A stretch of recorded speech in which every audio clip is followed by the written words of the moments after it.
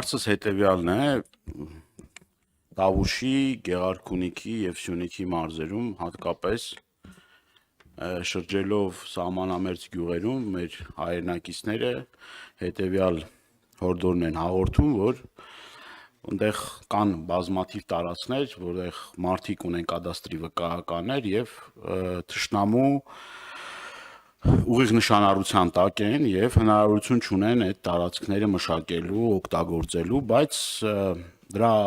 համար իրենք այդ հարկերը, տուրքերը, բոլոր իրենց պարտականությունները կատարում են։ Հարցս հետևյալն է, առաջին այդ հարցիս ամփոփեմ։ Արդյոք ձեր մոտ ունեք դուք տվյալներ, թե ինչքան քաղաքացիներ կան, որոնք ունեն կադաստրի վկայականներ և չեն կարողանում, փաստացի չեն կարողանում մշակել, և արդյոք կան գործիքակազմեր, որի արդյունքում մենք կարող ենք կոնկրետ հեկտարներով, օրինակ ասել, այսքան հեկտար հողատարածք մարդը չի կարող մշակի, բայց ստիպված է ամեն տարի տալ, քանի որ ունի դրա վկայականը։ Այս մեկ հարց, երկրորդ հարցս էլ ուրեմն հետևյալն է, ես երկու հարց կարող եմ տալ, թե արձագանքի ժամանակ։ Եվ երկրորդ հարցս հետևյալն է, Տավուշի հայտնի իրադարձությունների ժամանակ ինձ էին դիմել մեր հայրենակիցները, հիմնականում Կիրանցից, ես դրա մասին ձեզ ասել եմ, որ 60-ից ավել վկայականներ կա իմ մոտ, որ մարդիկ ունեն այդ վկայականները, այդ տարածքները հանձնվեցին Ադրբեջանին, իշխանություններն ասացին, որ դրա հետ կապված դատախազությունում քրեական գործ կա, վարույթներ են ձեռնարկվել եւ այլն, ուզում եմ դրա այդ թեմայով էլի առաջին հարցս հետեւյալ, արդյոք կան մարդիկ, որոնք որ պատասխանատվություն են կրել, եւ եթե պատասխանատվության չեն կրել եւ ամեն ինչ նորմալ եւ օրինական է, այն մարդիկ, որոնք որ ունեն կադաստրի վկայական, այդ մարդկանց ճակատագիրը ո՞նց է ալնելու, այսինքն ունեն վկայական, զրկվել են հողերը մշակելու հնարավորությունից։ Շնորհակալություն պարոն Դանիելյան հարցադրումների համար, ինչ վերաբերվում է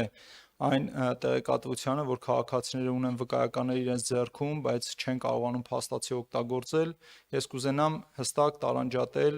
կադաստրի կոմիտեի գործառույթները այս իմաստով, թե որ քաղաքացին ինչ խնդիր ունի իր գույքին հասնելու կամ չհասնելու, մեզ մոտ նմանատիպ տեղեկատվություն չի վարվում եւ մենք չենք էլ կարող վարել եւ մենք չունենք էլ նման լիազորություն։ Մենք ինչ տեղեկատվություն ենք վարում։ Արկա է իրավահաստատող փաստաթղթեր, որոնք հաստատված են կամ ծխամատյանի քաղվածքներով կամ այդ հողահատկացման հիմքերով, մենք այդ իրավունքը գրանցում ենք, գնահատում ենք այդ գույքի մոտարկված կադաստրային արժեքը, կամ եթե իրենք ոչ գյուղատնտեսական հողեր են, գյուղ հողերի համար էլ կադաստրային արժեքը եւ իրենց ուղարկում ենք համայնքի հարկային բազա։ Եվ այնտեղ համապատասխան գործակիցներով, եթե սահմանամերձ է, այդտեղ կան զեղչեր, համապատասխանաբար որոշում է, թե յուրաքանչյուր քաղաքացին որքան գույքահարկ պետք է վճարի։ Հասանելիություն ինքը կարող է մշակել, թե ոչ, ոռոգելի ջուր ունի ինքը, թե ոչ, այսինքն ինչ խնդիրներ են արկա իր հողի մշակման հետ կապված, մենք այդ տեղեկատվությունը չունենք եւ ըստ էության մեր գործառույթների շրջանակում էլ չի մտնում նման տեղեկատվության որևէ ձևով հավաքագրումը, որովհետեւ մենք դաշտային աշխատանքների կազմակերպման հնարավորություն էլ չունենք։ Միգուցե սա առանձին հարց է, որը եթե կարիք լինի հետագայում քննարկենք։ Ինչ վերաբերվում է Կիրանցի դեպքերով, դուք նշեցիք, որ հնչեցվել են, որ կա գործընթաց իրավական վարույթների գնահատականներ տալու, ես տեղեկատվություն չունեմ գործընթացի վերջնական ելքի վերաբերյալ եւ չեմ կարող այս պայմանությամբ ասել, որ արդյոք որևէ պաշտոնյա այդ վարույթների շրջանակում ենթարկվել է պատասխանատվության, թե ոչ, միգուցե դրանք հետագայում եթե լինեն, ապա համապատասխան ուժային կառույցները դրանց վերաբերյալ հաշվետվություններ կներկայացնեն այստեղ ձեզ որոշակի գործընթացների շրջանակում։ Շնորհակալություն։ Շնորհակալ եմ, հիշեցնեմ, որ այդ հայտնի իրադարձություններից հետո կադաստրային քարտեզ է փոխվել, լրիվ այլ կադաստրային քարտեզ է եղել, հիմի լրիվ այլ կադաստրային քարտեզ է։ Եվ դուք ասեցիք դա մեր գործառույթների մեջ չի մտնում, բայց սա կարևոր հարց է, ես կարծում եմ, չգիտեմ, եթե տկեն նախարարության կամ ձեր ընդհանուր համագործակցության, մեր ընդհանուր համագործակցության արդյունքում հնարավոր լինի այդ մարդկանց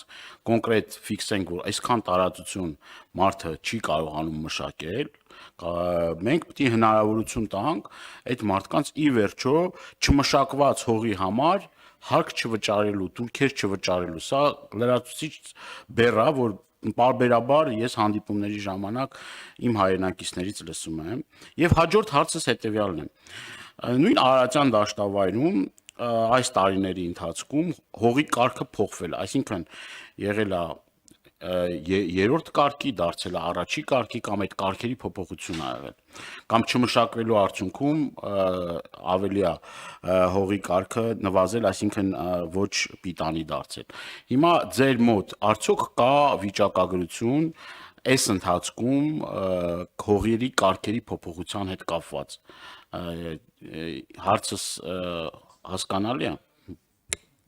Շնորհակալություն, նախ անդրադարձ կատարեմ ձեր առաջի նշագրման այն իմաստով, որ կադաստրային քարտեզ է փոխվել, ես կրկին անգամ ուզում եմ նշել, որ կադաստրային քարտեզի վրա արտապատկերված չէ Հայաստանի Հանրապետության պետական սահմանը, բացի դա մենք բոլորս էլ այստեղ գիտենք, թե որքան խնդիրներ են իրենց մեջ պարունակում կադաստրային քարտեզները։ Ես վստահ եմ, որ երևի այն մարդիկ, ովքեր որ առնչվում են որևէ ձևով ունեն սեփական տուն, գյուղատնտեսական հողատարածք, բազմաթիվ դեպքեր են արկա, երբ որ այդ քարտեզներով տեղադիրքը վիրտուալ քարտեզներում այլ տեղ է, մարդիկ բնության մեջ այլ տեղ են մշակում, շեղումներ են արկա բազմաթիվ դեպքերով եւ այն, որ կադաստրային քարտեզներում արկա է սխալ, դա արձանագրվում է նաեւ կառավարության որոշումով, կադաստրային քարտեզների ուղղման կարգով, դրանից առաջ արձանագրված էր կոմիտեի ղեկավարի 186 հրամանով, որով եւս սահմանվում էր կադաստրային քարտեզում տեղ գտած սխալների ուղղման որոշակի գործիքակազմի ներդրում, այսինքն կադաստրային քարտեզների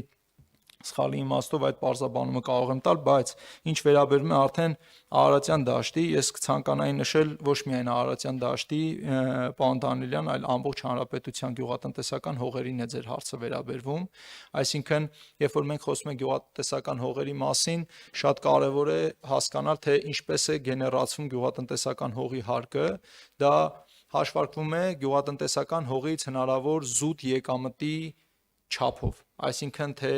որքան զուտ եկամուտ է քաղաքացին ստանում մշակելով գյուղատնտեսական հող եւ դրա հիման վրա որոշակի հաշվարկ է տեղի ունենում հարկման։ Ինչ վերաբերում է գյուղատնտեսական հողի որակական հատկանիշներին, այսինքն թե քիմիական ինչ պարունակություն կա տվյալ հողի մեջ եւ արդյոք վերջի տարիներին ինչ փոփոխություն է տեղի ունեցել, ենթադրենք ռեկուլտիվացիոն որևէ աշխատանք տարվել է հողի որակի բարձրացման կամ չի մշակվել հողը, այդտեղ ճաճացում է տեղի ունեցել կամ աղակալում է տեղի ունեցել, այսինքն որակի անկում է նկատվել, ապա ցանկանում եմ նշել, որ ըստ էության այսօրվա օրենսդրությունը տալիս այն հնարավորությունը, որ եթե քաղաքացին ցանկություն ունի, կատարի որոշակի նմուշառումներ եւ ցույց տա, թե ինչ որակական հատկանիշներով հողամաս է ինքը օգտագործում կամ շարունակում օգտագործել։ Գլոբալ առումով ես կարող եմ նշել հետեւյալ հանգամանքը, որ այս հարցի վերաբերյալ տեղի ունեցել վերջերս երևի 1-2 ամիս առաջ քննարկում կառավարությունում եւ այդ քննարկման արդյունքում արդեն ձևակերպված են հանձնարարականներ, որ պետք է սկսել այն մեթոդաբանությունը եւ գնահատման նոր ընթացակարգերի մշակման գործողությունները, որոնք թույլ կտան համալիր վերագնահատություն իրականացնել գյուղատնտեսական հողերի, որովհետև վերջին անգամ դրանք իրականացվել են դեռևս Խորհրդային Միության տարիներին եւ գնահատման այսօրվա որակական հատկանիշները հիմնված են այդ տարիների գնահատման, բայց միևնույն ժամանակ ես կցանկանամ մատնացույց անել այն կարևոր հանգամանքը, որ սա շատ թանկ արժեցող աշխատանք է, եթե այնուամենայնիվ որոշվի, որ ամբողջ հանրապետության գյուղատնտեսական հողերը պետք է վերագնահատվեն որակական հատկանիշներով, շատ թանկանոց է, բայց միևնույն ժամանակ յուրաքանչյուր ներդրող, եթե ինքը որևէ ներդրում է տեղում իրականացնում, ես չեմ կարծում, որ հողի վերաբերյալ առանց որակական հատկանիշների ուսումնասիրության գյուղատնտեսը կամ ներդրողը գնում է եւ այդտեղ խոշոր միջոցներ է ծախսում, այսինքն յուրաքանչյուր պարագայում առանձին դեպքերով մենք առնչվում ենք համապատասխանաբար այդ որակական հատկանիշների հետ կապված հարցերին։ Այնուամենայնիվ ներկա դրությամբ այդ քննարկումները արդեն բացված են, եթե որևէ փոփոխություն լինի, եզրակացություն լինի եւ դա լինի կադաստրի կոմիտեի տիրույթում, ապա ես խոստանում եմ դրա վերաբերյալ առանձին տեղեկացում կտրամադրեմ ձեզ։ Շնորհակալություն հարցերի համար։ Շնորհակալություն, պարոն Թոմասյան, պարոն Դանիելյան, ես էլ